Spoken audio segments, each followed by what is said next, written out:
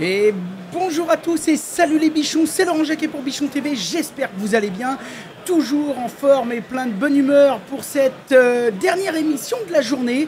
Nous sommes jeudi 19 octobre 2023 en direct du merveilleux salon Artibat que l'on adore, dans la joie et la bonne humeur. On a eu plein d'émissions incroyables aujourd'hui, mais celle-ci, je suis sûr qu'elle va pouvoir vous aider, vous apporter tout un tas de solutions, puisqu'on va aborder le thème du recrutement efficace dans le bâtiment. Pour aborder ce thème avec moi autour de la table, Virginie, comment vas-tu Virginie ? Bah, ça va très bien. Ça va, c'est la forme. C'est la forme, c'est la joie, toujours le sourire. Virginie, secrétaire générale de la CAPEB des Pays de la Loire, c'est bien ça ? Oui, tout à fait. Dis donc, c'est une sacrée responsabilité. Ouais, mais ça se passe très bien. On a une super équipe, on a des super adhérents et on a un super salon. Et vous avez un super salon, donc on y reviendra.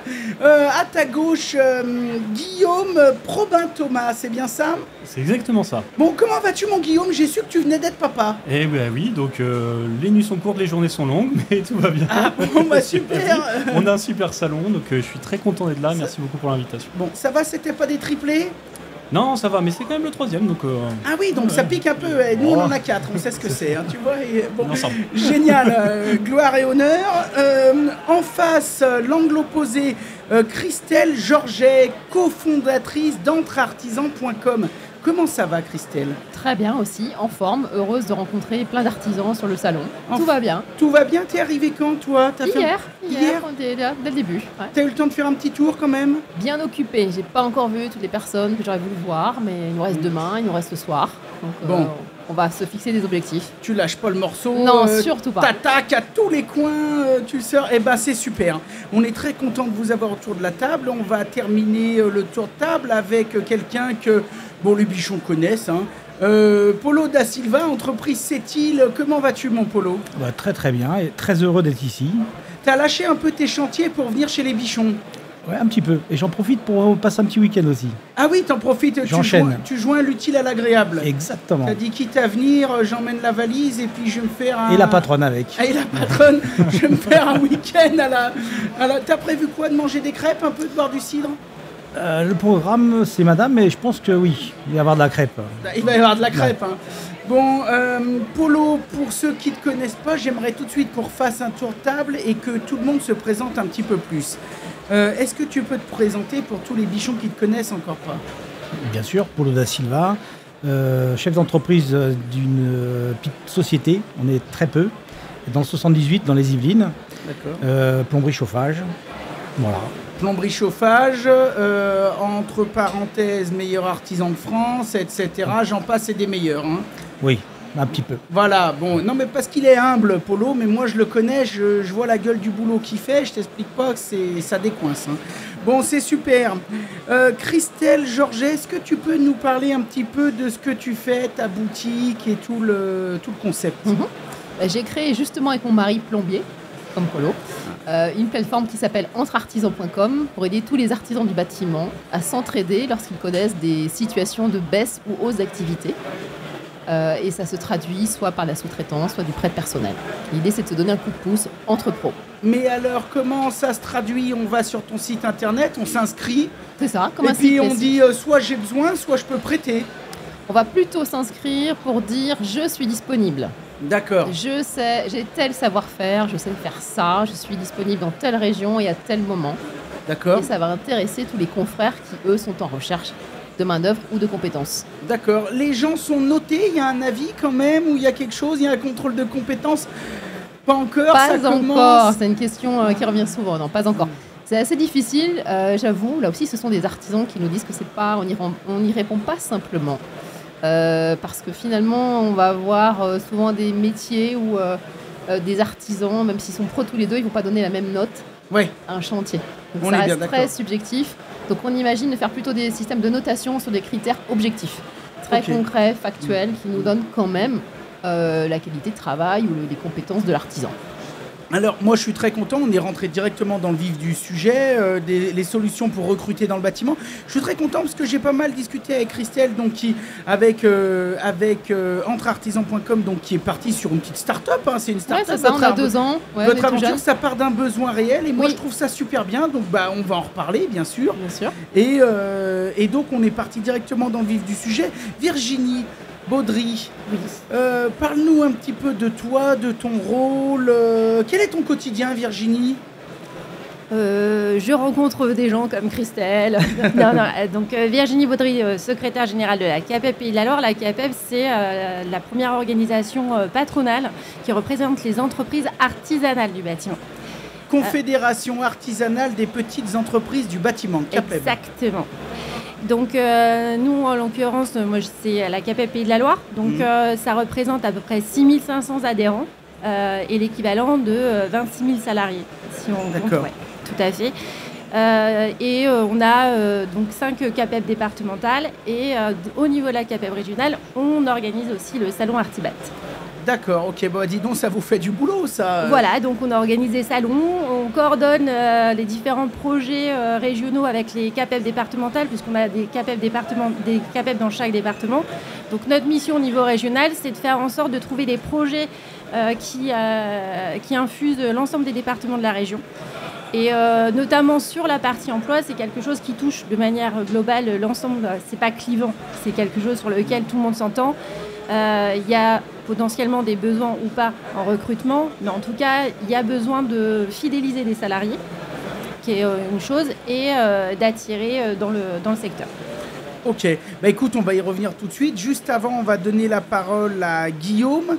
Donc Guillaume, parle-nous un petit peu de toi. Qu'est-ce que tu fais ?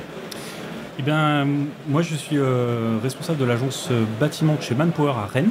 D'accord. Je suis un peu le local de l'État. Très bien. Et donc je m'occupe de proposer des solutions RH aux clients du bâtiment sur Rennes. Donc une activité pas très différente de ce que fait Christelle. On a plein de similitudes. Et voilà, donc on fait de l'intérim, du recrutement. Donc l'intérim aussi, c'est ce que j'allais dire. Exactement. Manpower, connu dans l'intérim, implanté dans toute la France aussi. Exactement, donc un maillage territorial et puis une organisation spécialisée sur les agglos comme sur Rennes, où on a des agences spécialisées, et notamment spécialisées dans le BTP, ce qui nous amène à participer à ce salon aujourd'hui. Ok, très bien. Ma première question va aller... Alors c'est un échange entre nous, on ne va pas se formaliser trop dans une succession de questions, mais la première question que les artisans peuvent se poser, je vais la poser à Polo, qui autour de cette table est au quotidien sur les chantiers, dans son travail d'artisan. Quand tu penses à recruter, ou quand tu as besoin de recruter, ou quand tu as des envies de recruter, ou comment tu t'y prends, comment tu ferais, comment ça se passe ? Moi, c'est que du bouche à oreille. Que du bouche à oreille ? Ouais. Il faut que je connaisse la personne, ou j'ai déjà travaillé avec, ou je l'ai formé. Ouais. Parce que moi, j'ai quand même fait quelques... Et oui, parce que tu as formé un peu des jeunes quand même. Toi. Quelques apprentis quand même. Et je les prends des fois en sous-traitance. D'accord. Ils ont monté leur structure. Et des fois, j'ai besoin d'un coup de main. Je leur demande quelques jours. Et s'ils ont le temps, ils viennent. D'accord. On se facture entre nous, normal, comme toute entreprise. Et sinon, y a quand même pas mal d'Internet aussi. J'ai pas mal de demandes, mais sur Internet, je vais pas recruter. Et je le dis tout de suite, je ne recrute pas sur Internet. Ouais. Ah oui, là tu le dis, non, parce qu'il a une grosse communauté sur Insta, et là il a peur de se prendre 300 messages en 1 heure. Là. Donc Polo ne recrute pas sur Internet, foutez-lui la paix. Hein. Entre les apprentis, et, je peux pas prendre 300 apprentis non plus. Mais le recrutement, ce serait assez facile sur Internet, parce qu'il y a quand même vachement de... Pour toi, ça peut être un canal pour un artisan, par exemple, qui cherche à recruter. Le fait de séduire un petit peu les profils par un compte Instagram ou quoi que ce soit, le partage de ses compétences, toi, tu penses que ça t'amènerait une facilité de recrutement ? Je le fais pas pour ça. Hein. Non, mais je sais bien que tu le fais pas pour ça, mais je te pose la question si non, je crois pas. Ça pourrait être facilitateur quand même, non ? Je crois pas. Tu sais pas ? Non, parce que tu connais pas la personne. D'accord. Moi, ce que je veux, c'est connaître la personne. D'accord. Il faut que j'aille travailler avec, ou elle vient travailler chez nous, quoi. D'accord. Allez, j'allais dire à la maison, mais oui, c'est comme à la maison. Bah, oui. Mais je veux connaître la personne. On a recruté on a recruté même une femme, hein, t'as su. Elle s'est présentée, j'ai discuté avec elle, ça a passé, elle est venue faire quelques mois avec nous. Voilà. Et José, lui, c'est je le connais depuis très très longtemps. Oui. Voilà, les apprentis, c'est pareil. Il faut que je connaisse la personne. Sinon, ça va être compliqué de... Si je connais pas, j'ai besoin, je vais prendre quelqu'un au hasard, je suis pas capable. C'est dur psychologiquement. Je pense, oui. Comment ça se passe, Virginie, peut-être à la CAPEB, quand un artisan a besoin de recruter, vous avez des solutions pour l'aider. Ils attendent quoi finalement, les gars, sur le terrain ? Là, ce qu'on fait généralement tous les ans, on fait une enquête sur le recrutement pour identifier les entreprises qui recrutent. Il faut savoir qu'à ce jour, on a sorti notre enquête de conjoncture là, il n'y a pas très longtemps. On est plutôt sur un manque de visibilité sur l'activité, donc on est plus sur de la fidélisation, ce que je disais tout à l'heure, de salariés, parce qu'on n'arrive pas forcément à se projeter forcément très très loin sur l'activité, donc on fidélise les salariés et ensuite il y aura peut-être du recrutement. Mais dans les entreprises artisanales, c'est la première voie de recrutement, c'est la formation avec l'apprentissage. Oui. C'est souvent ça, les entreprises qui forment. Les entreprises artisanales forment, c'est les plus grosses formatrices. Et souvent, suite à l'apprentissage, elles recrutent en fait leur apprenti. Elles gardent leur apprenti, exactement. Donc ça, c'est la première voie de recrutement pour elles. Après, quand on identifie des entreprises qui ont besoin de solutions de recrutement ou qui ont besoin de recruter, on a un site internet, un job dans le bâtiment, sur lequel on dépose une offre d'emploi. On a des partenariats avec différents organismes. Alors, je pourrais prendre contact avec Christelle pour voir si on a un partenariat possible à envisager sur les Pays de la Loire. On va voir quelles sont les solutions les plus adéquates, mais là où je rejoins effectivement Polo, c'est qu'il y a besoin, pour nos entreprises, il y a besoin de ce feeling, en fait, de ce contact, parce que des entreprises, c'est pas un grand groupe, une entreprise artisanale. On intègre une personne, presque un membre de la famille, dans une équipe, donc ça se loupe pas. Oui. Donc c'est pas que des compétences, c'est un savoir-être, c'est est-ce que la personne va être bien avec l'équipe que j'ai déjà en place. Donc il faut qu'il y ait ce contact, un premier contact qui se fasse de toute façon avec le candidat et l'entreprise. Et on voit que ce qui fonctionne le plus dans nos entreprises, c'est le bouche à oreille et c'est ce qu'ils disent. Ouais. Dans nos enquêtes, c'est sûr que c'est ce qu'ils préfèrent. Et là, ça ne m'étonne pas parce que moi, là, je suis très content d'abord du mot que tu as employé, savoir-être. On a fait, je ne sais pas, déjà depuis le début, 6 ou 7 émissions. Et toutes les fois qu'on a abordé les notions de recrutement, on a entendu savoir-être. Une petite entreprise artisanale de bâtiment, un artisan, une TPE, c'est entre 1 et 2-3 personnes sur le chantier. Donc on est toujours avec la personne qu'on recrute. Il est assis à côté de nous sur le trajet, dans le camion sur le trajet du chantier. On bouffe la gamelle avec lui à midi, on discute, etc. Et donc il faut qu'il y ait on va dire une entente sociale avant l'entente professionnelle, on va dire, qui est absolument indispensable. Versus peut-être une grosse entreprise qui lui va avoir plus d'éloignement. Et quand je suis industriel et que je recrute quelqu'un pour travailler dans 2 mètres carrés sur une chaîne, si je ne m'entends pas avec lui, à la limite, je m'en fous. Alors que nous, on a complètement des besoins autres. Si on ne s'entend pas avec la personne, c'est impossible de travailler au quotidien avec lui. Donc Exactement. La proximité revient systématiquement, peut-être même des fois avant les compétences.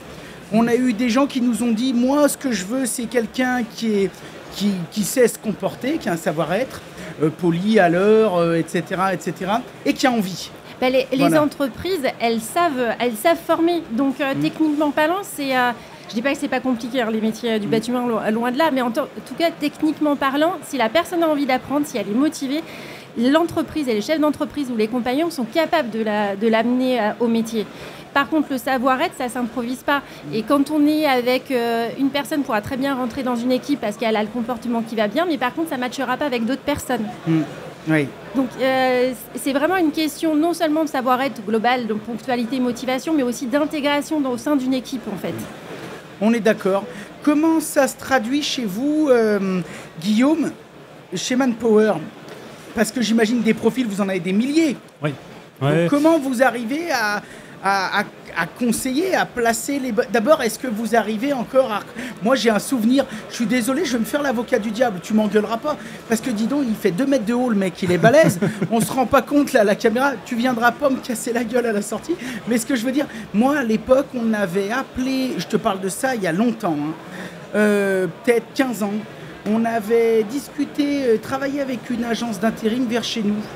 Et quand on l'appelait, on lui disait t'as du boulot, elle nous disait oh là là, je suis noyé, je suis débordé, des gens qui m'appellent pour chercher, on en a des centaines, mais sur les 500 qui sont inscrits, on en a un quart qui veulent bosser. Alors c'est peut-être une caricature, mais comment ça se traduit maintenant que j'ai une personne dans l'intérim en face de moi? Le football, il a changé, on va dire, depuis 15 ans. D'accord. Non, mais du coup, aujourd'hui, il y a une réelle pénurie des candidats et en tout cas du savoir-faire. C'est-à-dire que moi je rejoins Polo quand on dit qu'il faut moi, je suis un adepte de la personnalisation de la relation, c'est-à-dire que j'ai pas un client chez qui j'ai 50 intérimaires, donc c'est du 1 pour 1 et la seule carte de visite réelle qu'on a dans le bâtiment, qui est une grande famille mais qui est aussi un petit milieu où tout le monde se connaît, c'est la réputation qu'on a. Et donc, forcément, on est obligé d'aller dans vraiment la connaissance des personnes. Et aujourd'hui, concrètement, les candidats qui ont le savoir-faire, ils sont au boulot. Les candidats qu'on, même, j'ai envie de dire, même à 5,7% de chômage, je crois, on est sur Rennes, donc on est très proche du plein emploi. Les bons savoir-être, ils sont au boulot aussi. Ouais. Et donc il reste le reste du vivier. Et donc comment on intervient là-dessus? Alors soit on a déjà un vivier existant avec des gens qui se libèrent, mais c'est pas toujours simple. Soit on a des gens qui ont des mobilités géographiques. On peut travailler comme ça. On travaille aussi sur la formation, où effectivement on crée de la compétence et là on peut venir apporter de la compétence, mais parfois nos clients comme Polo ils ont des chantiers sur lesquels ils ne peuvent pas se permettre d'attendre. Et donc là je pense que c'est le relationnel qui est très important, alors à la fois avec la personne, c'est au pied du mur qu'on voit le maçon et ça prend tout son sens, où il faut que les gens se rencontrent, il faut essayer, et c'est dans la communication je pense entre l'agence et l'entreprise utilisatrice de se dire je connais cette personne, je travaille avec elle toute l'année, vous pouvez vous reposer sur elle, j'en suis garant. Et donc dans la connaissance de son vivier et des personnes, donc dans l'accompagnement des gens, ça c'est super important. Ou de dire cette personne je la connais pas, c'est la première fois qu'elle passe la porte de l'agence, mais écoutez, elle est dispo, mais mon client en tout cas il va pas travailler la candidature de la même façon, où il pourra pas se permettre sur tel ou tel chantier d'avoir quelqu'un qui débute ou quelqu'un qui est performant. Donc je pense que c'est tout d'abord du cas par cas et puis du dialogue et de la personnalisation de la relation. Mais d'où l'importance, je trouve, c'est une discussion qui est très intéressante, d'où l'importance pour un responsable d'agence, un directeur d'agence d'intérim comme toi, de parfaitement connaître ses candidats. Oui, alors c'est une culture. Pour essayer d'adapter au mieux la personnalisation, parce que finalement le candidat peut venir de l'intérim, parce que l'intérim, je ne sais plus trop comment c'est maintenant, mais à l'époque ça gagnait des ronds l'intérim. Hein. Quand tu étais en intérim, je veux dire, ça payait bien. Mais par contre, surtout, moi ce que j'ai toujours adoré avec l'intérim, c'est que quand le candidat est bon, et que tout va bien, ça peut mener quasiment systématiquement à une embauche. Oui. Alors, c'est vrai qu'on a beaucoup plus aujourd'hui de personnes qui sont en intérim par choix. Parce qu'ils peuvent aussi enchaîner les missions, découvrir différents chantiers, être libre aussi de se dire moi je veux prendre 2 mois cet été puis je fais comme je veux. Donc il y a cette liberté-là. Le CDI attire moins, en tout cas sur les personnes qui ont choisi de rester en intérim. Et souvent on a un décalage quand les entreprises nous demandent un besoin d'embauche en CDI, où on se retrouve en fait à regarder dans nos viviers d'intérim, à poser la question à des gens de s'engager sur des contrats de CDI, alors que ces personnes-là veulent rester en intérim. Donc on n'a pas un engagement de long terme. Donc ce qui est intéressant de faire, c'est aussi de pouvoir, et ce qu'on peut proposer, de pouvoir donner la visibilité du contrat en CDI directement, et de dire mon vivier, la personne que vous allez rencontrer, elle n'est pas dans mon vivier actuellement, mais elle est en poste, parce que la personne qui a la compétence, elle bosse aujourd'hui. Donc qu'est-ce que je vais faire pour l'attirer? La première des choses, c'est quelqu'un quelqu'un qui est en CDI quitte pas un CDI pour un contrat d'intérim, il quitte un CDI pour un autre CDI. Donc ça peut déjà donner la visibilité directement sur ce contrat-là. En CDI, ça peut permettre d'attirer, notamment sur les qualifiés du bâtiment. C'est une solution qui fonctionne. Mais alors bon, là c'est super intéressant. Je vais relaisser, juste avant de revenir vers Christelle, je vais relaisser quand même la parole à Virginie qui tu nous donnes ton avis là-dessus. Mais je voudrais préciser quelque chose. Là, tu es en train de nous dire que tu joues aussi un peu le rôle de chasseur de tête. Alors, non mais appelons un chat un chat. Ouais, non, si tu nous dis, moi j'ai un vivier de mecs en CDI que je peux aller débaucher. Non, c'est l'inverse. C'est-à-dire que la solution n'est pas forcément, quand on a la logique de se dire j'embauche quelqu'un, la solution n'est pas forcément dans mon vivier d'intérimaires, qui eux ont la volonté de potentiellement de rester en intérim parce que c'est leur souhait. Mais la solution, elle est peut-être dans le vivier que je n'ai pas. Mais qui va se dévoiler une fois qu'on aura donné la visibilité du contrat. Et après, tout l'enjeu consiste à se démarquer des autres. Ouais. Alors il y a la rémunération, c'est le nerf de la guerre, mais il y a tous les à côté qui aujourd'hui constituent aussi des leviers d'attrait pour des candidats déjà en poste qui voudraient changer. Ok, Virginie est assez d'accord avec ça. Oui, là presque on parle principalement de ce qu'on appelle la marque employeur, donc effectivement... tous les à côté, et je crois qu'il y a une émission hier, dans une des émissions, vous parliez de la possibilité de faire connaître. C'est peut-être quelque chose qui peut peut-être manquer aussi à nos entreprises et sur lesquelles on peut les aider. C'est que la marque employeur, c'est un peu des Monsieur Jourdain en fait, des Monsieur Jourdan, c'est-à-dire ils font de la pro sans en avoir l'air, ils font de la marque employeur sans en avoir l'air. La réunion du matin, le café du matin, ils le font, des primes, ils le font, des voitures qui sont utilisées pour rentrer chez soi, c'est fait le vendredi après-midi, c'est fait. Tout ça, c'est des éléments qui sont naturels en fait dans les entreprises du secteur, mais c'est pas dit. Alors qu'au final, c'est quelque chose qui intéresse potentiellement les candidats. Et là où je rejoins aussi Guillaume, c'est bien Guillaume. Là où je rejoins Guillaume, c'est que effectivement le secteur du bâtiment, c'est un secteur qui, alors avant c'était très bien, c'était un secteur qui était beaucoup sur des emplois pérennes, des CDI, donc c'était très vendeur avant, ça l'est beaucoup moins maintenant. Alors il y a peut-être aussi les entreprises qui peuvent peut-être faire, il y a peut-être un changement aussi de mentalité à avoir auprès des chefs d'entreprise pour leur dire que faut peut-être déjà tester pour voir si ça peut matcher. Et là on revient sur le feeling, c'est-à-dire que peut-être qu'il y a quelqu'un qui en intérim veut rester en intérim et ça lui plaît comme ça. Le chef d'entreprise aimerait bien avoir un CDI, mais pourquoi pas tenter dans un premier temps en intérim? Au final, on peut se dire, le mariage fonctionne super bien et les deux vont être contents et chacun fait un effort de son côté et ça peut très bien arriver à un super mariage, quoi. Ouais. Je suis assez d'accord. On va donner tout de suite la parole à Christelle parce que sa solution aussi est intéressante. Vous êtes parti d'un constat vu que tu nous expliquais que ton mari aussi était artisan. Et ce constat, tu me dis bien sûr si je me trompe, c'est le suivant, c'est les artisans sont souvent seuls, les artisans ont besoin de travailler avec des personnes de confiance, et donc de temps en temps on a une baisse d'activité ou une hausse, donc pourquoi pas tous se mettre en relation et au lieu des fois de s'embêter à rentrer dans des galères de recrutement, eh bien s'auto-dépanner entre soi pendant des petites périodes données. C'est bien ça, hein? C'est exactement ça. Je suis tout à fait d'accord avec les propos qui ont été dits justement auparavant et il faut bien penser que nous, sur notre solution, en fait, on y a réfléchi il y a déjà 4 ans, en fait. Et le point de départ, c'est très conjoncturel, en fait. C'est un décalage de chantier. Les aléas dans le bâtiment, en fait. Donc on a un chantier qui est prévu et pour X ou Y raison, on ne va pas le faire. Donc là, finalement, on a souvent des dirigeants de petites entreprises qui se retrouvent avec des salariés inoccupés. Donc le temps de repositionner sa main-d'œuvre, en fait, pour le dirigeant, c'est une perte de rentabilité puisque les gars sont dans l'entreprise. On ne va pas les licencier, bien entendu, on les garde, mais ils ne produisent plus. Mais dans le même moment, on a un confrère qui, lui, a une surcharge, en fait. Il a un chantier qui va venir se repositionner sur un agenda qui est déjà bien rempli. Et là, on se dit, on pourrait aider ce confrère. Donc nous, c'est le coup de pouce entre pros, justement, dans ces situations-là. En fait, on n'est pas sur du recrutement, on n'est pas sur de l'intérim. Parce que quand on a choisi le recrutement ou l'intérim, on est sur une autre vision d'entreprise.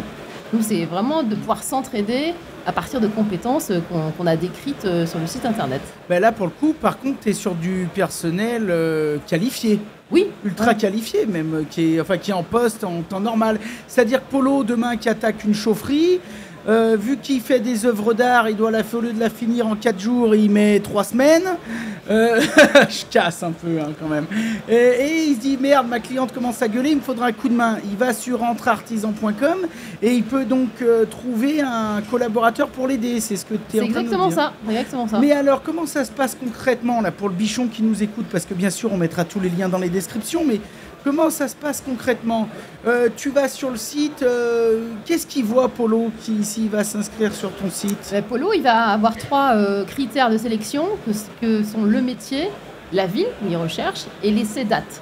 D'accord. Là, on lance le moteur de recherche et on tombe sur un système d'annonces et où sont décrites les compétences des artisans disponibles. Et Polo, il va voir si ça lui convient.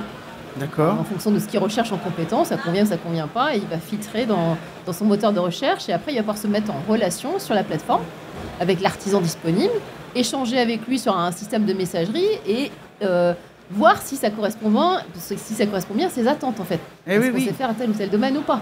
Mais alors là, les questions, parce que moi ça m'intéresse à mort. Non, mais c'est vrai. Je veux dire. Bon, là, il s'inscrit, c'est quand même qualifié. C'est-à-dire que s'il marque plombier, le moteur de recherche ne va pas lui envoyer un peintre ou un paysagiste. Ah non, voilà, justement. Non, on est d'accord. Ouais. Donc là, ça lui propose 4-5 plombiers.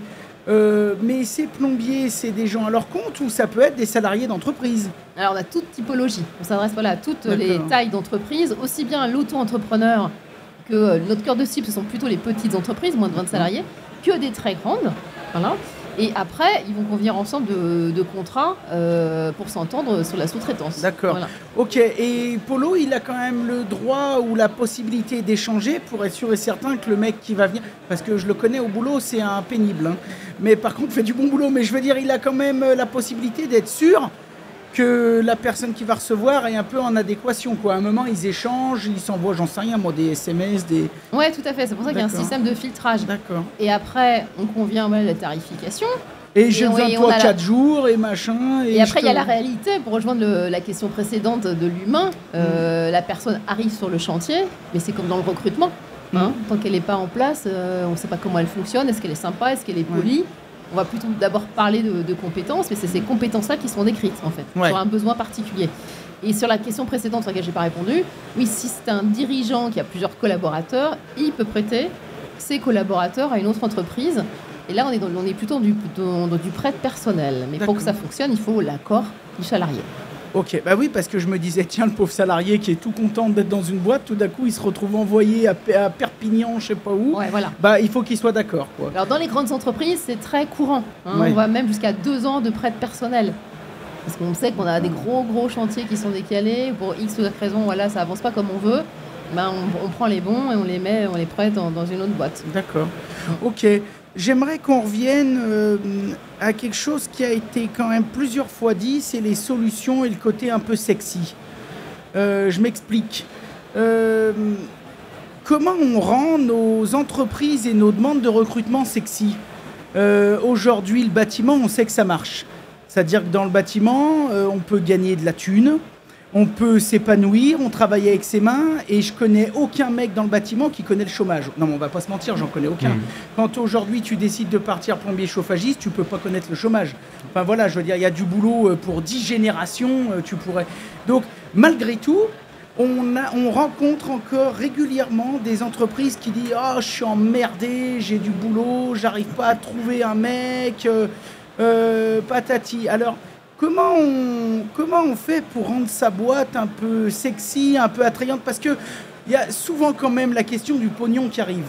Bon, non, mais appelons un chat un chat. Donc bon, le salaire, c'est quelque chose d'important pour tout le monde. Aujourd'hui, les prix ont augmenté. Mais le salaire doit être en adéquation aussi avec la vie du petit artisan de village. Le petit artisan de village ne peut pas aller voir Madame Chombier, chez qui il fait l'entretien de chaudière depuis 10 ans, et lui dire l'entretien va passer de 100 balles à 180 parce que je viens d'embaucher 2 gars et pour les avoir, j'ai dû les raquer. Hein. Donc il faut trouver quand même le bon équilibre. Comment on fait pour rendre un peu son entreprise sexy? Ça, c'est... Ah mais vas-y, je t'en prie, mais c'est une vraie problématique parce que... Alors, Effectivement, on l'a dit, il y a le pognon.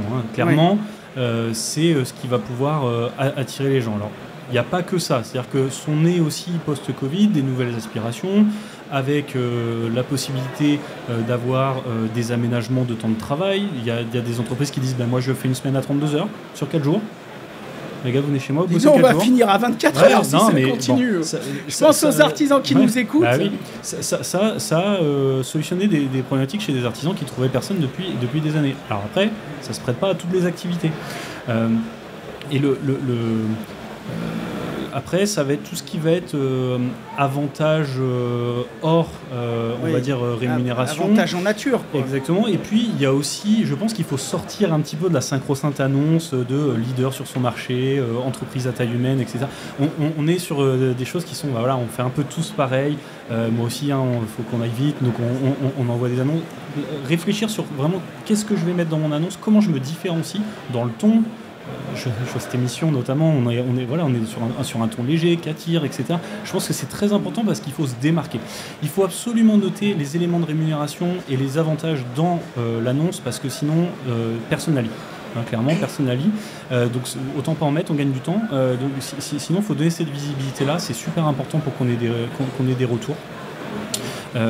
Donc voilà, après j'ai pas de solution miracle. Concrètement, les qualifiés du bâtiment, il y a une très grande pénurie et c'est pas d'aujourd'hui. Ça fait plus de 10 ans que. Disons que la personne aujourd'hui qui est bon dans le bâtiment, il n'a pas besoin de nous pour trouver du boulot. C'est sûr. Il a du boulot tout de suite. Il n'y a pas de problème. Moi, je vois quand même souvent parmi les qualités, toujours ces histoires quand même de savoir-être. Après, pour le côté sexy, quand j'en parle même à plein de gens, il y a quand même le sens. Être content de se lever le matin. Parce que bon, le pognon, c'est une chose. Et on a tous besoin, tu vois ce que je veux dire, on a tous besoin de gagner un peu notre vie. Mais je trouve ça d'une tristesse, faire un métier qu'on n'aime pas forcément, tous les matins se lever juste pour aller chercher un chèque. Putain, mais c'est l'enfer. Je veux dire, c'est plus comme dans le temps. Aujourd'hui, les gens, je pense qu'ils ont aussi envie d'arriver dans une boîte... où ils sont bien, où le mec est sympa, où ils sont un peu considérés, où écoute, moi je suis d'accord pour faire 2 heures sup, mais par contre je bricole chez moi, tu me laisses repartir avec le camion ce soir. Est-ce que ça aussi, ça joue pas aussi en faveur des artisans ? Sur le secteur de l'entreprise artisanale et dans le bâtiment, je veux juste quand même rappeler qu'on est effectivement un secteur qui attire. Parce que j'entends beaucoup, et c'est un peu énervant, j'entends beaucoup, oui, il faut faire en sorte d'attirer dans le secteur, parce que c'est pas un secteur qui attire. Si, c'est un secteur qui attire. Enfin, le nombre de salariés, en tout cas, par rapport au Pays de la Loire, je ne peux pas dire sur la Bretagne, mais en tout cas sur les Pays de la Loire, le nombre de salariés dans les Pays de la Loire, dans le bâtiment, augmente. Et c'est un des rares secteurs où ça augmente autant. Le nombre d'apprentis, on n'a jamais fait autant d'apprentis. Donc, c'est un secteur qui attire. Alors, par contre, ce qui est certain, c'est que oui, la pyramide des âges fait qu'il y a moins de monde sur le marché de l'emploi et que tous les secteurs recrutent. Donc, mathématiquement parlant, c'est sûr que c'est compliqué. Mais il faut vraiment arrêter de dire que le bâtiment souffre d'une image négative parce que c'est faux. Et je pense que ça, c'est ancré dans la tête de tout à chacun. Enfin, il faut vraiment arrêter par rapport à ça. Tu prêches un convaincu, Virginie. Si tu veux monter sur la table et mettre un coup de pied dans le micro, vas-y. Non, mais c'est parce que j'entends beaucoup parler de ça. Non, mais tu as raison. Comme on est un syndicat, on parle beaucoup avec des institutionnels. Et je veux vraiment que les institutionnels, que ce soit Pôle emploi, ou voilà, des conseils régionaux, etc., arrêtent avec cette idée de dire faut faire en sorte que votre secteur attire. Notre secteur attire, notre secteur fait plaisir à tous ceux qui sont dedans parce que généralement, en plus de ça, il n'y a pas un si grand turnover. Dans notre enquête de conjoncture qu'on a faite, on se rend compte que oui, il y a les salariés qui partent d'une entreprise, mais c'est pour aller dans le même secteur. Donc tout va bien, quoi. Enfin, mais justement, là, il y a un mot, moi, qui m'a fait plaisir que tu as attiré parce que là, c'est vrai qu'on n'a pas finalement d'institution autour de cette table. On en a eu hier dans d'autres émissions. Et c'est quand même quelque chose.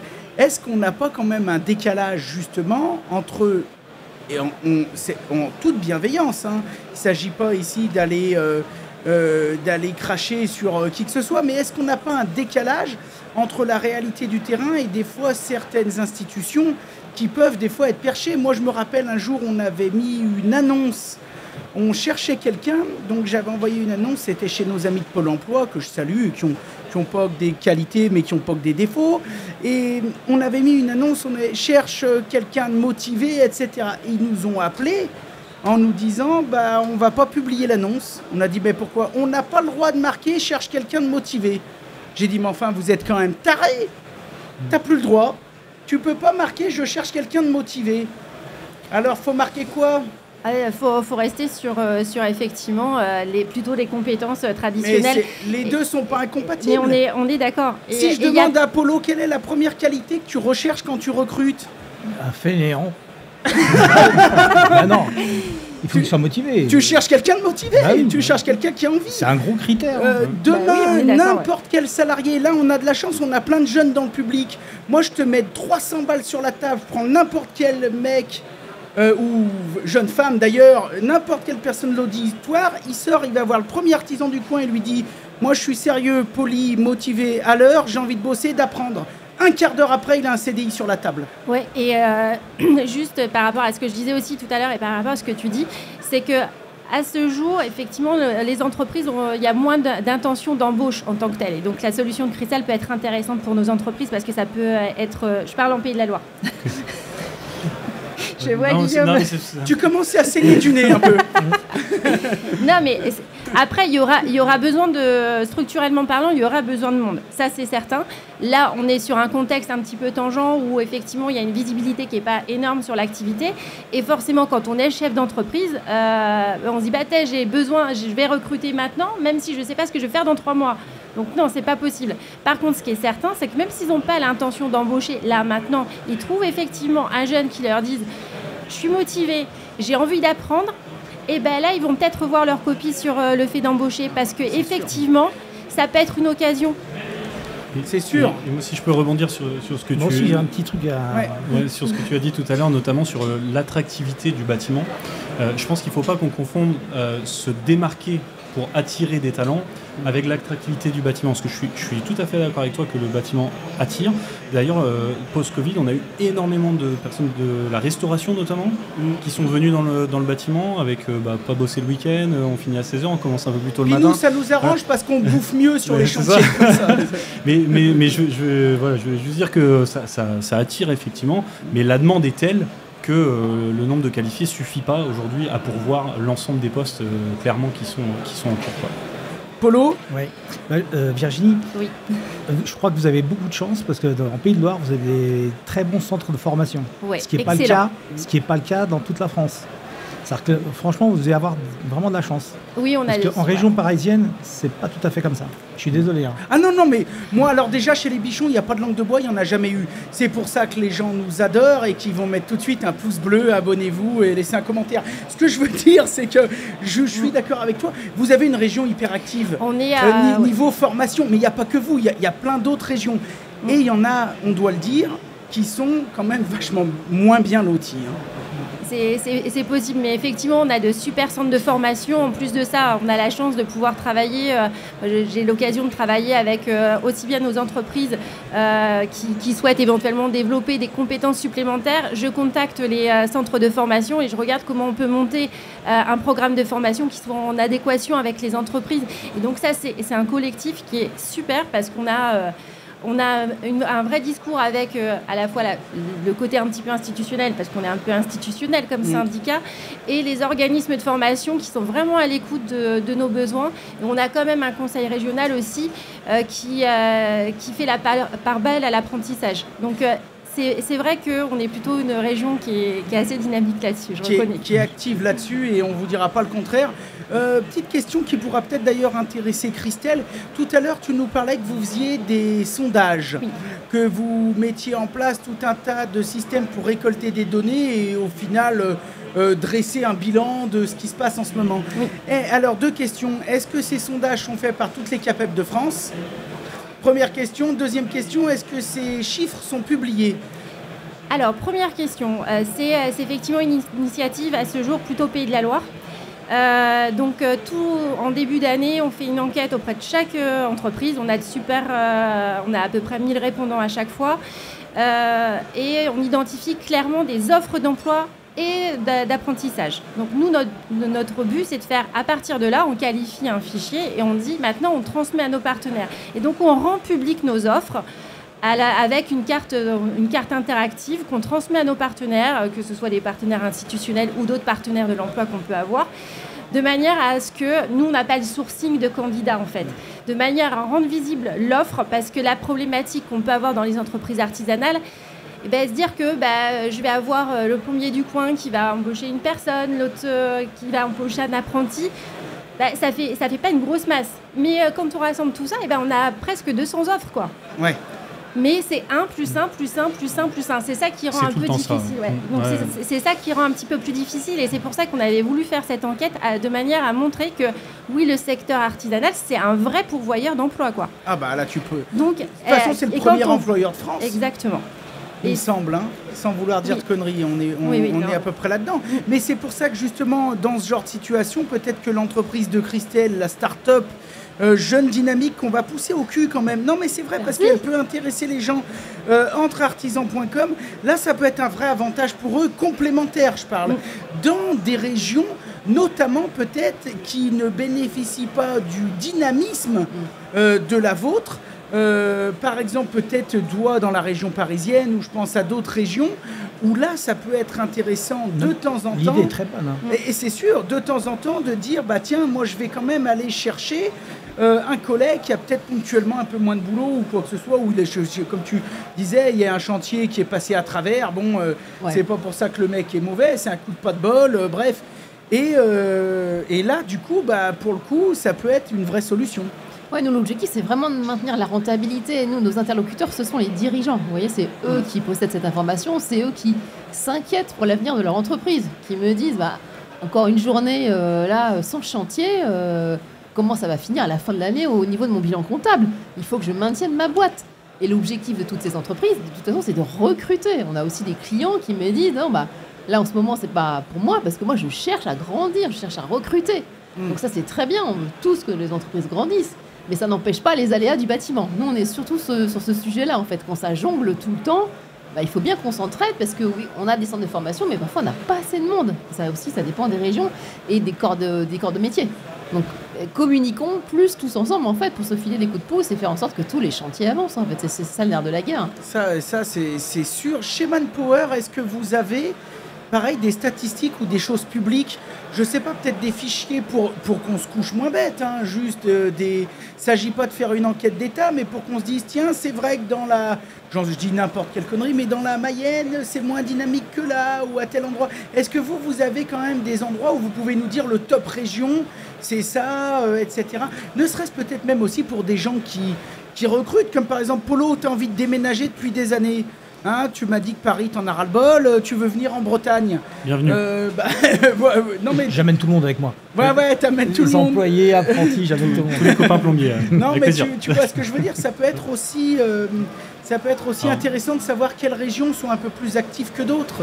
Oui, évidemment, il existe des analyses au niveau national et on a des livres blancs qui sont disponibles sur le site internet qui permettent de regrouper un certain nombre de statistiques sur l'emploi. Alors après, on s'appuie aussi sur les publications des institutionnels, on fait ces études. Alors moi, je connais un petit peu plus sur la Bretagne parce que c'est plus ma partie. Mais en tout cas, moi, ce que je retiens, c'est quand même une attractivité de la région parce qu'on a des bassins d'emploi qui sont parmi les plus bas de France. Je pense au bassin de Vitré, notamment, qui a 2,5% de taux de chômage. C'est ouf. Et voilà. Comment il peut y avoir des écarts tels Vous l'expliquez comment ça d'ailleurs? Beaucoup d'industries à Vitré aussi. Oui, agroalimentaire. Ouais, tout à fait. L'univers du bâtiment. C'est pas forcément le bâtiment, mais après, voilà, ça fait partie des bassins qui ont très peu de chômage. Sur Rennes et globalement sur la Bretagne, doit être si je dis pas de bêtises, on doit être aux alentours de 5,7, qui est quand même très bas. On parle de plein emploi à 4,7, 4,8 dans ces eaux-là. Donc on y est. Et donc, alors c'est effectivement inégal suivant les régions. Je parle pas sur les autres régions, j'ai pas les chiffres en tête, mais sur notre secteur, effectivement, ça attire. Et on a aussi beaucoup de mobilité géographique, de gens qui viennent s'installer parce que c'est dynamique, parce que On n'est pas loin de plein de choses, on a toutes On des bouffe infrastructures, pas mal, on bouffe pas mal, on est sympa. Voilà. Non, mais c'est vrai que nous, ça nous a toujours surpris. On se balade dans toute la France pour nos reportages. Et c'est vrai qu'on constate clairement qu'il y a vraiment des régions où on arrive et je sais pas, il y a eu une sorte d'alchimie. On en parlait, je sais plus avec qui, c'était peut-être avec toi. On était en Vendée il y a pas longtemps. C'est pareil, il y a un truc qui se passe. C'est dans les plus bas taux de chômage de France. Tu dis, mais enfin, c'est incroyable. Les écoles sont pleines à craquer. Ils sont en pleine Ça cartonne. Les entreprises, ça recrute à fond. Et à côté de ça, tu vas dans certains secteurs où, je sais pas, on va voir des fois des centres de formation qui nous disent, cette année, on va fermer une classe. C'est incroyable. Moi, j'ai des clients qui me disent, ça vient peut-être aussi des pouvoirs publics locaux ou des institutions, je ne sais pas. Forcément, il y a l'impact aussi des politiques régionales, mais moi, je sais que j'ai beaucoup de clients qui me disent, moi, je suis à fond pour la formation, par exemple, j'ai juste plus de tuteurs disponibles. Oui. Par exemple. Donc, il y a une inertie.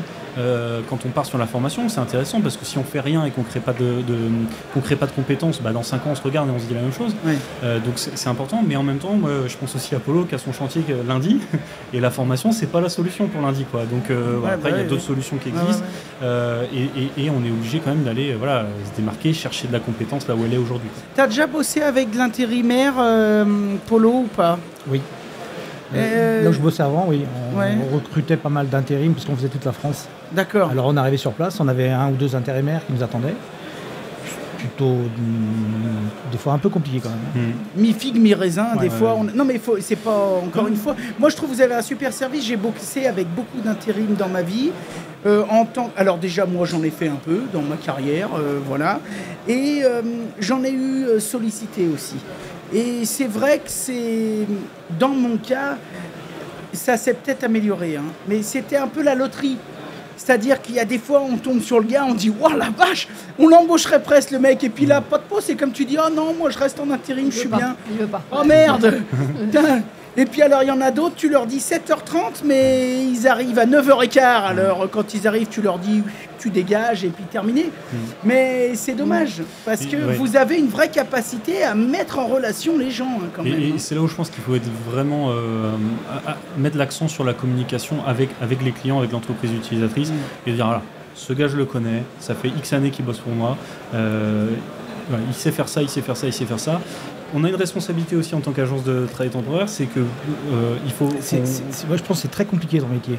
Ah ouais, moi je te tire mon chapeau. Et parce qu'il faut jamais mettre aussi la personne en porte-à-faux sur une mission qui n'est pas exactement ses compétences. Parce que là, on va le mettre mal à l'aise et c'est le meilleur moyen pour qu'il revienne jamais bosser pour moi. Donc, il faut vraiment lui mettre bien connaître ce qu'il fait pour lui proposer la mission adéquate. Et puis. Et puis voilà, être dans cette communication-là. Il y a un autre élément aussi qui est important, on parlait de rémunération, et je trouve que quand on ne connaît pas les gens et que on a toujours de l'acquisition de nouveaux candidats, c'est nos métiers de dénicher des nouveaux talents, il y a un biais aussi qui est les classifications, vous savez, les N3, N4, etc. sur la rémunération qui... au fil du temps, à la base, sont des niveaux de compétences et au fur et à mesure sont devenus aussi des prétentions salariales. Ouais. Et derrière, j'ai quelqu'un qui arrive et qui dit je suis maçon, je suis N3. Et puis quand je l'envoie sur le chantier au pied de la branche, c'est plus la même chanson. Et donc c'est très difficile. Et il y a des gens qui savent très bien se vendre à l'entretien. Et tant qu'on n'a pas fait la première mission, on ne peut pas savoir. Ouais. Donc je le dis aux clients. Il y a des chantiers sur lesquels ils peuvent se permettre d'avoir quelqu'un qui démarre, etc. Il y en a d'autres qui ne peuvent pas. Le tout, c'est vraiment de bien se communiquer en avance. Ouais. Après, ce qu'il faut retenir pour moi, c'est que les histoires de salaire ou quoi que ce soit, je pense que ça se solutionne toujours quand le chef d'entreprise est content. Oui. On a été visiter un petit patron, vraiment un petit patron, je me rappelle, qui faisait de la métallerie... c'était dans les Vosges et il avait 2-3 gars, on discutait, c'était très intéressant et le mec avait ses gars, il nous disait moi mes gars je les paye bien, etc. Donc on parlait salaire. Alors il y a toujours quand même ils veulent ça, moi j'essaye de faire ci, il y a toujours, mais par contre il nous a dit un truc qui était génial, il nous a dit mais vous savez moi j'embauche pas des mecs pour m'en séparer, moi quand je me fais chier à recruter un gars, s'il est bon dans la limite de tout ce qui est possible par l'entreprise, mais s'il est bon, mon but, ce sera toujours tout faire pour le garder. Parce que mes clients vont commencer à le connaître. Et puis, donc, il nous parlait de ses salariés. Il nous disait, il y a certains clients, quand je vais bosser chez eux, ils me disent, on veut Jérémy, hein, vous nous l'envoyez, on l'adore. Hein. Le gars arrive, il a son café, ses trucs, les habitudes.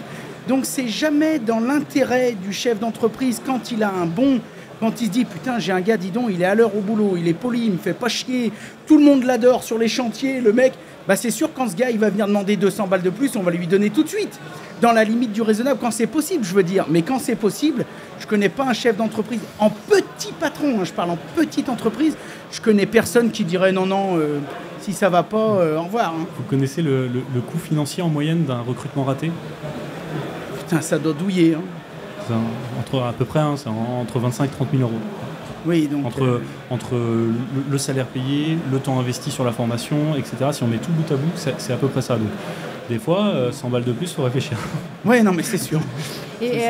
Pour rebondir par rapport à ce que tu disais, le coût d'un recrutement raté, c'est à un moment donné, alors, plus maintenant, mais il y a quelques temps, en début d'année dernière, il y avait cette notion de j'ai besoin absolument de personnel, j'ai besoin absolument d'avoir quelqu'un. Et on avait croisé des entreprises qui disaient celui-ci je le sens pas trop, mais je vais le prendre quand même. Et non. En fait, ça, c'est la pire des solutions. C'est le pire. Pour recruter efficacement, c'est être convaincu de son recrutement. Vaut mieux ne pas prendre quelqu'un si on n'est pas sûr de la personne. Et ça, c'est essentiel. Alors, c'est peut-être ma fibre RH parce que je suis ressources humaines aussi. Et effectivement, ça sert à rien de se dire j'ai besoin de quelqu'un, donc je vais le prendre, même si je suis pas convaincue, je le sens pas trop, je pense qu'il va avoir des problèmes. Non, on prend pas. Et on passe à autre chose. Mais c'est super important de ne pas désigner sur l'essentiel. Il faut que le chef d'entreprise identifie ce qui pour lui est essentiel dans sa boîte. Les valeurs, Exactement. Ce dont on a besoin, ce dont on est prêt à accepter, ce qu'on n'accepte pas, etc. Et puis les valeurs des uns, c'est pas les mêmes valeurs des autres. Donc ça, ce qui peut matcher le candidat, ça ne veut pas dire que le candidat n'est pas bon, ça veut dire que le candidat n'est pas bon pour cette entreprise. N'est pas en adéquation avec les valeurs de cette entreprise. Et on parle beaucoup, si tu en as parlé tout à l'heure, de sens dans le travail. Ouais. On a des choses en entretien d'embauche qu'on n'avait pas auparavant, notamment maintenant, regarde les notes des entreprises, regarde la politique RSE, regarde les valeurs. C'est des choses qui n'intervenaient pas ou peu auparavant en entretien d'embauche, et aujourd'hui c'est de plus en plus prégnant, et donc ça peut être intéressant pour se démarquer quand on est une petite entreprise ou une entreprise de moins de 20 salariés si c'est la cible, de travailler aussi sur ces notions-là, parce que c'est regardé par les candidats aujourd'hui, et c'est aussi une autre façon de se démarquer, et là pour le coup tout le monde n'y est pas encore. Donc, disons que de toute façon, encore une fois, pour moi c'est un gagnant-gagnant. Il faut que ce soit un gagnant-gagnant, parce que si c'est pas un gagnant-gagnant, on va braquer tout le monde. On se retrouve avec des fois des salariés qui vont, oui, moi, ils font chier, patati patata, mais on se retrouve aussi avec l'inverse, et là, pour moi, c'est encore plus dramatique. Quand on croise des chefs d'entreprise qui sont, je pense à un de mes meilleurs amis qui est électricien, ils sont noyés, hein. Il a 2 ans de boulot, 2 ans de... Et je lui dis, mais embauche. Il me dit, mais jamais de la vie, jamais. Mais parce que comme tu dis, il a fait, ses 2 derniers recrutements étaient des recrutements catastrophiques, où il a eu que des... Et donc du coup, c'est encore plus terrible, parce que le gars, ça le vaccine. Et donc, vous perdez quelqu'un sur le marché de l'emploi. Alors, peut-être cette personne, ce sera le candidat parfait pour Christelle, mais toujours est-il que sur le marché de l'emploi, cette personne est fermée. Et il va avoir peur. À un moment de recruter, un jour, il aura peut-être quelqu'un en face de lui qui sera parfait, avec qui ils vont super bien s'entendre, mais ce gars, il aura eu des mauvaises expériences et il va dire stop. C'est pour ça que ça marche vraiment dans les 2 sens. Ça aussi, c'est des profils qu'on rencontre qui est dramatique. J'imagine, vous, à la CAPEB, vous discutez toute la journée avec des artisans, vous devez avoir aussi ce genre de discours. Oui, complètement. Et c'est pour ça que je disais tout à l'heure qu'effectivement, c'est super important que les deux fonctionnent, quoi. C'est le match qui doit être fait, parce que et c'est pour ça aussi que quand l'entreprise doit parler de ses valeurs par rapport à ce que tu disais, Guillaume, il faut pas mentir sur son entreprise. Faut vraiment identifier ce pourquoi l'entreprise a envie, ce qu'elle veut mettre en avant. Il y a des entreprises qui sont très dans le sponsoring de clubs sportifs parce qu'ils adorent ça. c'est un super atout, et ben le mettre en avant, c'est bien. Mais c'est pas la peine de dire je vais faire du sponsoring de sport parce que j'ai envie d'attirer. C'est pas du tout la bonne méthode, quoi. Je le fais parce que j'ai envie de le faire. C'est du job washing, ça. On va inventer un nouveau mot. Faut juste rester soi-même, que ce soit pour le candidat ou pour l'entreprise, et c'est le meilleur moyen pour recruter. Et la solution de Christelle, c'est une solution complémentaire, en fait. C'est à un moment donné, il y a effectivement... Je me sens pas de recruter par rapport au candidat que tu avais qui est vacciné, parce que effectivement, quand on a fait 2 recrutements où on s'est foiré, en tant qu'entreprise, en tant que chef d'entreprise et donc recruteur, on doute de ses capacités à recruter, en fait. Donc, quelquefois, avoir une solution intermédiaire parce que j'ai besoin de quelqu'un, voilà, ça peut être une solution, comme l'intérim, ça peut être une solution entre les deux. Essaye le gars, essaye une semaine. Moi, je m'en porte garant, essaye-le. Tu vas voir. T'en penses quoi, toi, de tout ça, Polo ? Toi qui es sur le chantier, par rapport à tes collègues artisans, etc., comment ça se passe, vous voyez? J'ai beaucoup dans le cas de ton ami. Ils font un recrutement un peu raté, ou ils ont des problèmes, par exemple, avec les prud'hommes ou des choses comme ça. C'est mort. Et ils veulent plus personne. Ils préfèrent refuser après que prendre, c'est dommage. Au lieu de... ils prennent pas de boulot. Tu sais, moi, je peux avoir un peu plus de boulot, mais je prends ce que je peux faire. J'essaye pas de grandir plus. Je fais avec les gars que j'ai, et je prends le boulot que j'ai besoin. C'est tout. Mais en parlant d'attractivité, c'est très compliqué. Parce que maintenant, il faut s'adapter aux divorcés, parce qu'il faut aller chercher des enfants. Moi, ça ne me dérange pas, j'en ai dans l'entreprise. Alors, on aménage les heures, où ils se débrouillent. Moi, je les force pas, ils se débrouillent avec les horaires.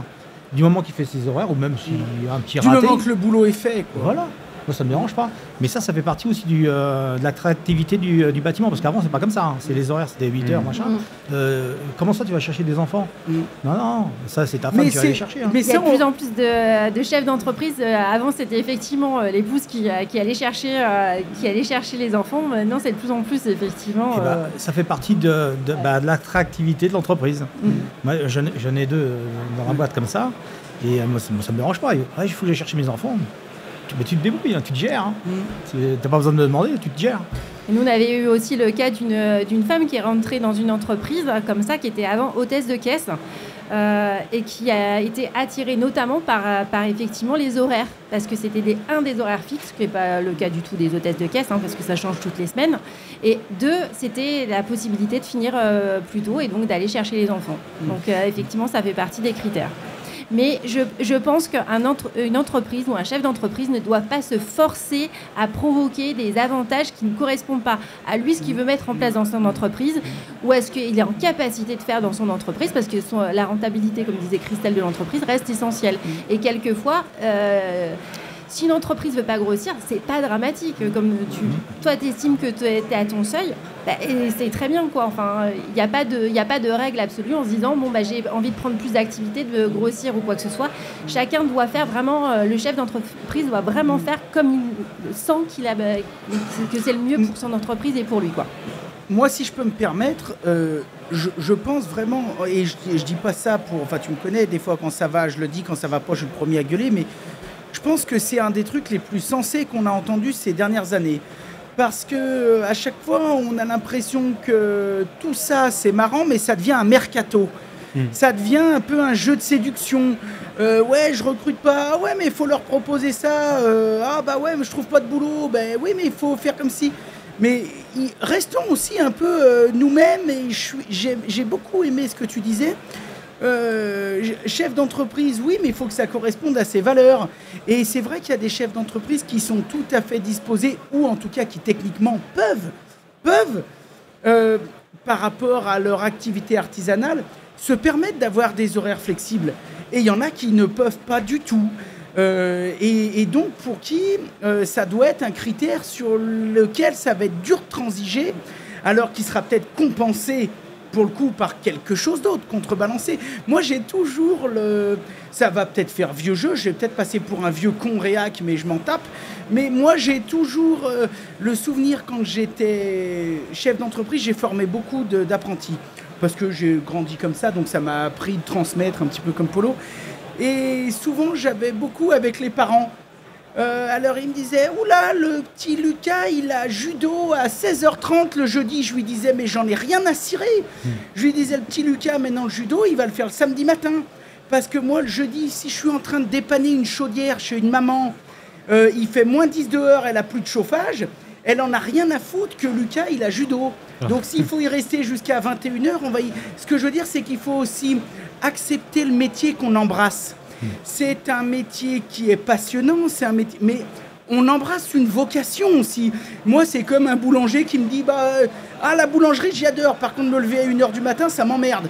Bon, il faut t'as peut-être eu un défaut d'orientation à un moment. Parce que ce que je veux dire, c'est qu'il faut bien sûr s'adapter. Ou alors, il faut peut-être que ce gamin, il aille bosser dans un point chaud, qui est ni mieux ni moins bien. Je fais pas de plan sur la comète, mais à ce moment-là, ils sont livrés pendant la nuit. Les mecs, ils passent tout au micro-ondes à 8h du matin, et comme ça va à tout le monde. Mais ce que je veux dire, c'est que quand même, il faut quand même penser que dans le bâtiment, à part peut-être quand on a, je pense par exemple à un atelier de menuiserie ou d'ébénisterie ou quoi que ce soit, mais dans le bâtiment, on reste quand même des métiers de service. Tu en as parlé tout à l'heure avec le Covid, on l'a vu. Ça s'est tout arrêté, et puis tout d'un coup, qui c'est les premiers qui ont repris? Bien sûr, c'est la santé et puis le service. Parce que quand tu as tes chiottes bouchées ou quand tu n'as plus d'électricité, Covid ou pas Covid, tu es dans la merde. Donc il faut quand même qu'il y a des mecs qui se lèvent le matin pour se bouger le cul. Et allez. Là, il faut que Lucas il comprenne qu'il a un métier de service. Et c'est ce qui fait aussi la beauté du truc. Demain, quelqu'un qui me dit « Moi, je veux être pompier », je veux dire, il est parfaitement conscient quand même du métier qu'il embrasse. Donc c'est pour ça que j'ai beaucoup aimé, pour finir, le fait que tu dises le salarié et le chef d'entreprise doivent se trouver. C'est une symbiose. C'est sûr que s'il y en a un qui a besoin de pouvoir compter sur ses salariés jusqu'à 8h du soir, si en face on lui propose des mecs qui doivent aller chercher le gamin chez la nounou à 18h ou à 16h30, ça va pas marcher, hein. Aujourd'hui, il faudrait presque proposer à la maman de Lucas d'aller lui emmener son gamin en judo. Je plaisante, mais ça interroge quand même nos pratiques de recrutement. Et ça veut dire qu'aujourd'hui, il y a des choses comme ça qu'il faut identifier. Comment on fait pour les identifier? Comment, dans ma recherche de base, je fais pour savoir ça? Comment je fais pour savoir que tel horaire, c'est ça qui est bien? Comment je fais pour travailler sur une recherche de savoir-être des gens? Donc il y a des choses qui existent, hein. On peut faire de l'évaluation, on peut faire plein de choses, mais ça nécessite quand même de se dire demain, Polo il me demande un plombier, en fait, ok, mais je vais peut-être devoir passer 1h et demie avec Polo pour qu'il me dise vraiment qui c'est son plombier, c'est quoi son portrait robot.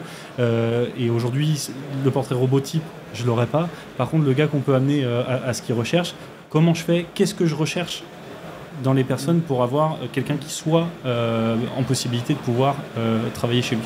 Et ça nous amène à... On a multiplié le temps de sourcing par 30 par rapport à ce qui était avant. Donc c'est un travail considérable. Donc ça évolue quand même dans le bon sens. Moi, j'aimerais qu'on clôture cette émission, mais j'aimerais qu'on la clôture... de la bonne manière en disant, alors je vous laisserai quand même la parole si vous avez une bricole à rajouter, mais en disant quand même que n'oublions jamais que quand le bâtiment va, tout va, que c'est la première entreprise de France qui recrute, et moi vraiment, les gens qui me connaissent savent à quel point ça me tient à cœur. Punaise, on a quand même des métiers incroyables où on peut travailler dans toute la France, dans le monde entier, de partout, gagner sa vie. Le bâtiment, ça fait quand même partie des métiers dans lesquels tu peux rentrer avec un CAP, finir chef d'entreprise avec 40 gars, bureau d'études, etc. Il n'y a quand même pas 200 métiers en France qui permettent ce genre d'évolution. Donc encore une fois, je le dis, je le répète parce que ça me tient à cœur. Aujourd'hui, malgré tout ce qu'on parle, le chômage, on n'y arrive pas à patati, je continue à dire que la personne qui part dans le bâtiment, s'il est bosseur motivé, il ne va jamais manquer de boulot un jour de sa vie. Et si c'est un salarié, il aura le choix du roi. Je pense que là, à mon avis, vous serez d'accord avec moi. Polo, pour clouter l'histoire, est-ce que tu as quelque chose à rajouter? Et tous ceux qui nous écoutent, s'ils veulent en savoir plus ils veulent en savoir plus sur toi, ils te retrouvent où? Sur Insta, TikTok, un peu sur tous les réseaux. C'est-il 78. CEITIL 78. Allez voir, le gars, c'est un artiste, c'est un orfèvre. Hein. Tu recrutes pas, toi, Polo, en ce moment, si? Non, j'ai pris un apprenti. Ah, bien. J'ai repris un apprenti. Bon, l'année dernière, j'avais une femme avec nous, qui n'est pas restée. Là, j'ai repris un garçon, un jeune garçon, qui m'a harcelé. Je tiens à le signaler là et tu me le paieras un jour, je te dis tout de suite. Il m'a harcelé, il venait chez moi et tout, il m'a appelé tout le temps. Parce qu'il voulait bosser avec toi. Ouais. Ah bah dis donc, ça c'est plutôt bien pas dans le ça. sens négatif alors. Non, mais oui. Ah oui, tu m'as fait peur. Oui. Ouais. Bon bah c'est bien. Mais ça veut dire que c'est un bon patron, tu vois. Et un gars motivé. Un gars motivé, Non, lui. il est super motivé. Hein. Et là, Inanna, elle a fini premier de son école quand même aussi en plomberie. Hein. Ah putain, ça fait plaisir. Moi, il y a un truc, je sais pas si tu connais. Ah bah si, je suis con, t'y étais. Je suis marteau. Je sais pas si vous connaissez les WorldSkills. Ah oui. Moi, ça alors nous, on filme au WorldSkills, on va faire des émissions chaque année. Cette année, en plus, c'est en même temps que les meilleurs artisans de France, il me semble. On s'y est pas croisés d'ailleurs, c'est dommage. Mais ça m'a toujours réconcilié. Toute l'année, on entend, tu sais, de partout, oh, les jeunes, gna gna gna, maintenant ils veulent plus rien branler. Gna, gna. Putain, tu vas au WorldSkills, t'as 20 000 mètres carrés de bon boulot avec que des jeunes qui viennent de toute la France pour se déchirer, à faire des trucs. Les mecs, ils finissent tous médailles d'or. T'as des gars, j'ai vu des recruteurs, des entreprises sur le côté des stands. Dès que le salarié s'arrêtait, prenait sa pause, le mec qui venait, il disait, toi, demain tu viens bosser chez moi, je te donne tant. Putain, il y a quand même encore de l'espoir. Hein. Mais c'est pour ça que je disais que le Pays de Loire, elle est très devant avec les concurrents. Ouais. On est bien placés sur les WorldSkills. Je confirme, on a quelques entreprises, même adhérentes de la CAPEB, qui sont... Même les Bretons, on voit les drapeaux, à chaque fois ils viennent, les gars. Mais c'est pour ça qu'ils sont motivés. C'est une belle région. C'est une belle région, c'est sûr. Christelle... On t'accueille, Polo. Bienvenue. Bah oui, par ta pollution là-bas, là, viens respirer l'iode. Hein, et manger des crêpes. Manger des crêpes et boire du cidre. Ouais, ce serait une bonne idée. Ouais. T'en parleras, madame. Ouais, je lui en parlais tout à l'heure, on va la convertir. Christelle, on va clôturer, cofondatrice entreartisans.com. Quelque chose à rajouter? Si tu n'as rien à rajouter, où c'est que tous les gens qui nous écoutent peuvent te trouver? Moi, je rajouterais juste que pour tous les artisans qui nous écoutent, il ne faut surtout pas rester isolé. Si vous avez besoin d'aide, on l'a vu sur le plateau, là, à l'instant, il y a plein de solutions possibles. Donc, communiquez, faites savoir là où ça ne va pas, que ce soit sur les sujets de main-d'œuvre ou autres. Et notre plateforme, c'est ça. C'est vraiment aussi de casser le côté j'ose pas dire que la semaine prochaine, je me suis fait planter sur un chantier. Donc voilà, vous pouvez prêter main forte à un autre confrère. Et donc, vous pouvez nous trouver sur tous les réseaux sociaux que vous connaissez et sur la plateforme entreartisans.com. Comme son nom l'indique, entrepro du bâtiment. Entreartisans.com, une plateforme qui gagne à être connue, une jolie start-up. Et je pense qu'on entendra encore beaucoup parler de vous. Comme d'habitude, on met tous les liens en description. Virginie, ceux qui nous écoutent, parce que je sais que tu es très pressée, tu es attendue de partout. Où c'est qu'on vous retrouve, la CAPEB, de partout? Alors, partout. Il y a des CAPEB dans tous les départements. Donc, il ne faut pas hésiter à contacter votre CAPEB. Vous tapez CAPEB, le numéro de votre département, vous trouverez. Il y a forcément quelqu'un qui va vous accueillir pour échanger sur tous les sujets, y compris recrutement. Et si je dois parler recrutement, je vais rester sur ma fibre RH. Le recrutement, c'est de l'humain. Donc, et d'autant plus dans les entreprises qui sont des entreprises artisanales. Donc, restons humains et restons vrais. Bien. Et pour finir, on va laisser la parole à Guillaume, directeur d'agence Manpower, pour ce mot de la fin. Eh ben moi je recrute, donc venez me voir. C'est de l'humain, donc moi je pense passez nous voir. On est au 18 avenue Henri Fréville à Rennes, donc on sera ravis de vous trouver. Venez, on a quelque chose pour vous. On va vous trouver quelque chose. On a notre adresse mail, c'est rennes-btp@manpower.fr tout simplement, et manpower.fr pour le site internet. Dis donc, là je te lance un appel comme ça, hein, toi qui connais peut-être les gars un peu de Manpower national. Nous on est en train de monter une super émission là dans nos nouveaux studios et on aurait aimé faire mettre des petites annonces d'emploi pour tous les bichons de France qui cherchent du boulot. Vous allez peut-être pouvoir nous aider là-dessus. Hein. Moi je suis ton gars. Allez, vendu. Le rendez-vous est pris. Merci à tous. C'était une super émission qui clôture cette magnifique journée Artibat. Nous étions jeudi 19 octobre. On vous donne rendez-vous le vendredi 20 octobre encore pour une poignée d'émissions de folie sur le stand des bichons. Hall 2 à Artibat. On rend l'antenne. Merci à tous. Merci. C'était super.